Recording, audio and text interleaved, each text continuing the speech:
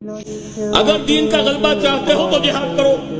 نہیں کرتے ہو تو جہنم سے چھٹکارا پانے کا خیال بھی تمہاری خام خیالی ہے۔ یہ نہیں کہا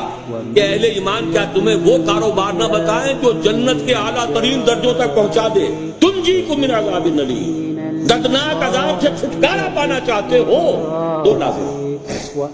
اے نبی ان سے کہہ دیجئے اگر تمہیں اپنے باپ اور اپنے بیٹے اور اپنے بھائی اور اپنی بیویاں یا بیویوں کے لیے شوہر اور اپنے رشتہ دار اور وہ مال جو تم نے بڑی محنت سے جمع کیے ہیں اور وہ تجارت جس کی کساد کا مندے کا تمہیں اندیشہ رہتا ہے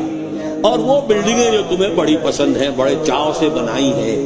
اگر یہ 8 چیزیں محبوب تر ہیں اللہ سے اور اس کے رسول سے اور اس کی راہ میں جہاد کرنے سے، آپ دفاع ہو جاؤ۔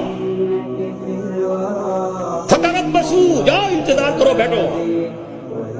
حتی یاتی اللہ بامرہ، یہاں تک کہ اللہ اپنا فیصلہ سنا دے۔